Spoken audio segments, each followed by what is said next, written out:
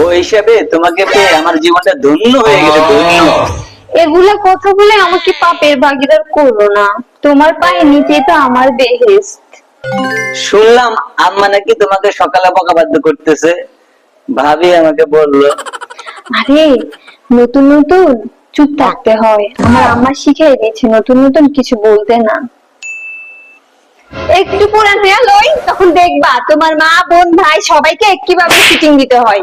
তখন আমি পুরো এলাকার মানুষ আইসা তখন এখানে বিচার বসাবে, বিচার, বুঝছো? এখন নতুন তো তাই চুপচাপ আছি, বুঝছো? তাই কিছু বলতেছি না। তখন দেখবা কি হয়, এখানে তাণ্ডব চালাই দিব, তাণ্ডব। বুঝছো না? তখন দেখবা আমি কি করি, তখন তোমরা সবাই আমাকে দেখবা, চিনবা তখন। এখন নতুন তো তাই কিছু বলতেছি না। মনে থাকে যেন, মাইরা ফেলবো, একদম মাইরা শেষ করে ফেলবো।